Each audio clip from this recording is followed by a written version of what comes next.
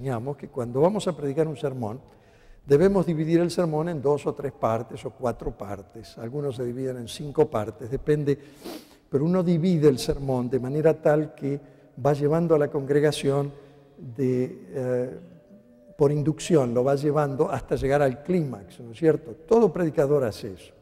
Moisés evidentemente fue el primer predicador que lo hizo, porque lo hizo con tanta capacidad. Y él divide este sermón en 3 partes. La primera parte del sermón va del capítulo 1 hasta el capítulo 4. Y habla allí, examina el amor y el cuidado de Dios por Israel durante esas largas jornadas por el desierto, por 40 años. Él lo analiza. La mayoría de los que esperaban entrar en Canaán eran, como yo les dije, jovencitos. Ellos no habían experimentado la salida de Egipto, no habían experimentado el cruce del Mar Rojo, no habían experimentado cuando no tenían agua en ese vasto desierto donde no había agua, no habían experimentado muchas cosas. De manera tal que Moisés primero les recita, les repite, por así decir, el maravilloso cuidado que Dios y el amor que Dios había tenido por ellos. Al conducirlos con una nube por el día para que el calor del desierto no los matara y con una columna de fuego por la noche para que la noche, que es fría en el desierto, no los matara de frío. Así que Dios había provisto todo lo que se podía proveer para que este pueblo realmente pudiera sobrevivir el desierto. Ahuyentaba a los animales salvajes del desierto, las serpientes venenosas que está llena en el desierto.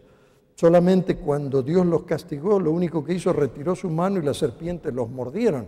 Pero antes de eso, Él siempre los fue protegiendo a lo largo del camino, guiándolos por un desierto que no tenía senderos. Si usted se mete en un desierto como es ese y no hay senderos por ningún lado, cómo orientarse, librándolo de sus enemigos, pueblo tras pueblo, pueblos hostiles, malos, alimentándolos por 40 años con maná, con un alimento de ángeles, como dice Salmos, alimentándolos por 40 años. Imaginémoslo por un instante, 40 años alimentando a 2 millones de personas cada día, con excepción del sábado, en que no caía el alimento, pero el viernes caía doble porción, quiere decir que tomaban de la comida del viernes para el sábado, así que todos los días del año ellos recibían su comida, 2 millones de personas.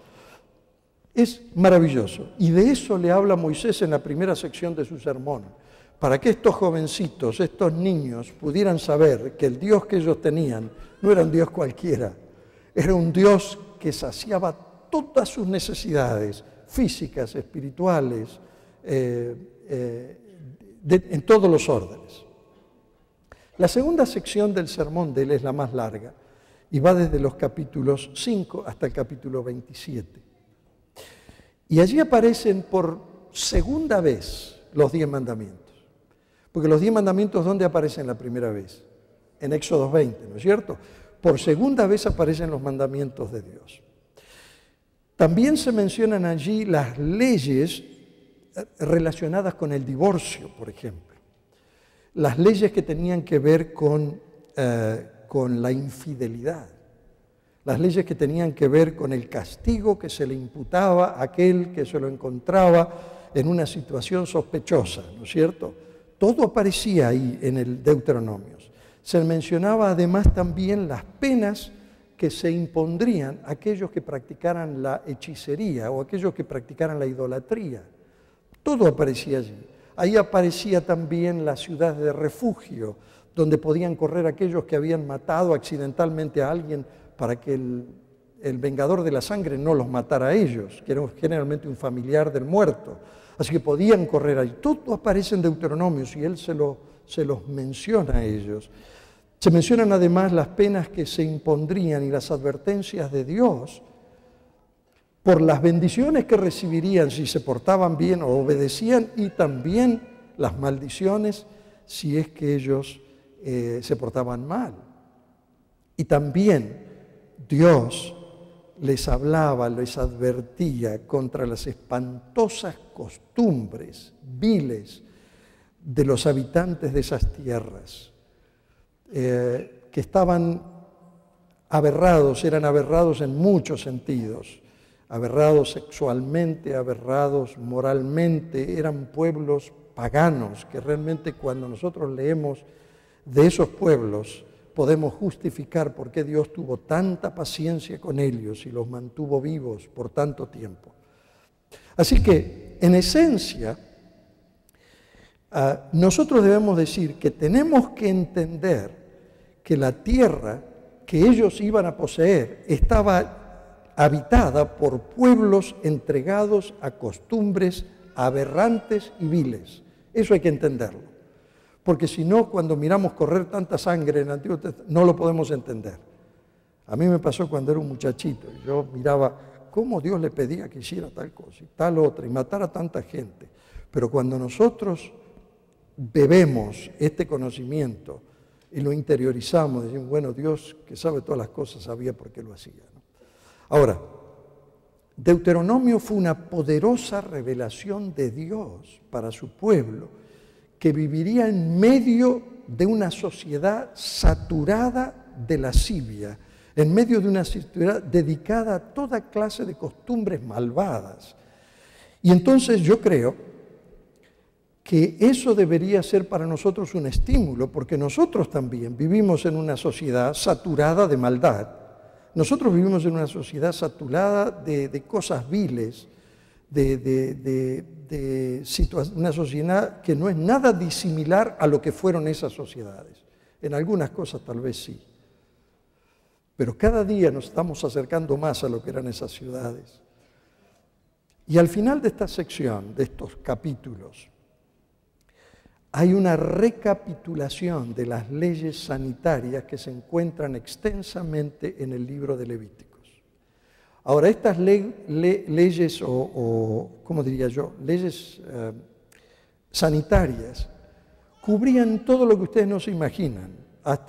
Y yo no lo voy a leer porque sería falta de gusto, pero ustedes lo pueden leer. Pero hasta la costumbre de ir al baño, cómo había que hacerlo, no era cuestión de ir al campo ahí nomás, había que hacerlo como debía hacerse. Y todo eso aparece acá. Todo eso es lo que Moisés le da a su pueblo. Eso es todo lo que aparece en la segunda sección del libro. Pero en la tercera sección del libro, que va desde los capítulos 27 hasta el capítulo 34, es una poderosa revelación de Dios sobre el futuro del pueblo. Es poderosa, y ya van a ver por qué es tan poderosa. Porque tanto en lo que se refiere a las bendiciones, como en lo que se refiere a las maldiciones que caen sobre Israel, es interesante notar. Por ejemplo, en el capítulo 28, que es con eso que arranca la tercera sección, nosotros encontramos una de las profecías más asombrosas de las que jamás ha quedado registrado o constancia en algún libro. Es una profecía que traza toda la historia del pueblo judío. Inclusive cuando deja de ser nación, todavía continúa esa profecía. Y llega hasta nuestros días, por supuesto. Ahora, ese es un pasaje profético que la mayoría de nosotros no lo interpreta de esa manera. Nosotros vamos a Isaías 53 y vamos a otros textos de los profetas mayores y menores, pero esta es una profecía como no encontramos otra en toda la Biblia. Por ejemplo, es una predicción de toda la historia del pueblo judío, incluso después que dejaron de ser nación y de cómo llegaron a ser dispersos por todo el mundo. En primer lugar, predice la dispersión babilónica. Ellos habían escuchado a los profetas, pero no le habían hecho caso. Y Dios les mandaba más profetas, ellos en lugar de prestar atención, desoían lo que ellos decían.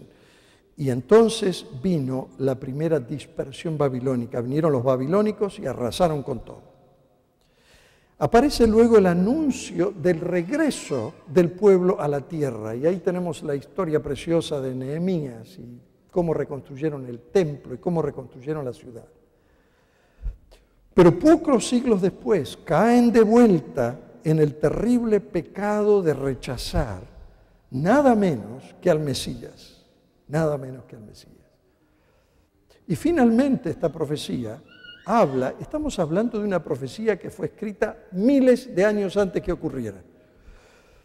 Finalmente, dice la profecía que una nación extranjera que vendría del occidente, por eso sabemos que eran los romanos, y que era un pueblo era un pueblo vil y era un pueblo cruel, iban a venir, iban a quemar las ciudades, iban a matar a la gente y los iban a dispersar hasta los confines de la tierra. Toda esa profecía aparece en el capítulo 28 de Deuteronomios. Es como si uno estuviera mirando una película, exactamente así ocurrió, perfectamente así. Todo fue profetizado con exactitud, tanto sus bendiciones por obedecer como sus maldiciones por desobedecer la palabra de Dios. Por eso el título de este libro, y por esa razón yo elegí este tema, porque podría haber elegido tantos temas, pero elegí este tema porque el título de este libro, el nombre Deuteronomio, significa la segunda ley. La segunda ley. Y nosotros nos encontramos que si la ley fue entregada la primera vez en Éxodo 20, y que fueron entregadas también las leyes ceremoniales y las leyes sanitarias y demás, ¿por qué fue necesario que el Espíritu Santo diese la ley en 2 ocasiones? ¿Por qué? Si ya la había dado en Éxodo, ¿por qué la daba de vuelta en Deuteronomios? ¿Por qué encontramos los 10 mandamientos una vez en Éxodo y otra vez en Deuteronomios?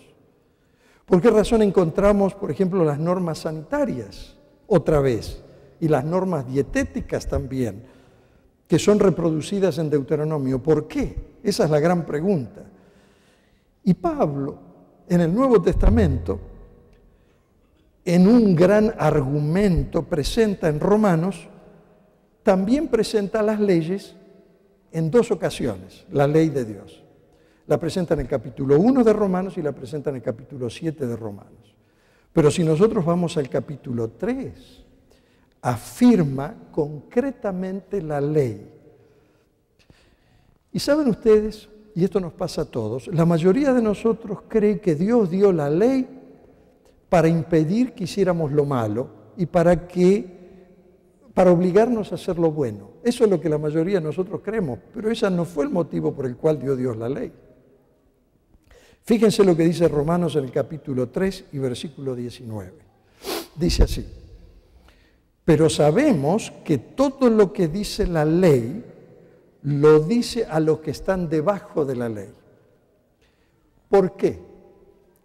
Para que toda boca se cierre y todo el mundo esté bajo juicio ante Dios. Esto parece dificilísimo de entender, pero fue dada la ley al ser humano a fin de poner manifiesto lo pecaminoso de sus actos.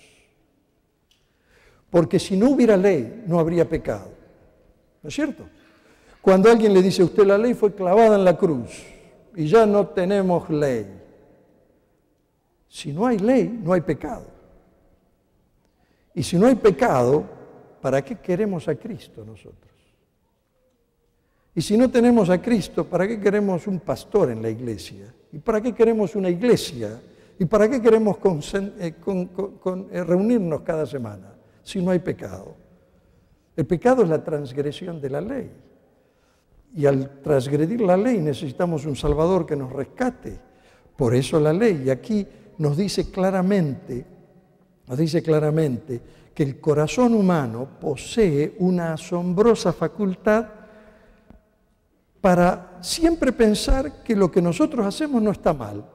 Lo que está mal es lo que otros hacen. Esa es una facultad que casi todos nosotros tenemos. Los otros, por ejemplo, hasta palabras usamos diferentes. Otra persona puede hablar de prejuicios, pero nosotros hablamos de convicciones. Otras personas pueden hablar de ser agarrados, tacaños. Nosotros hablamos, bueno, nosotros somos ahorradores. Y aunque es lo mismo en la forma en que ellos lo hacen, Usamos una palabra para unos y usamos otra palabra para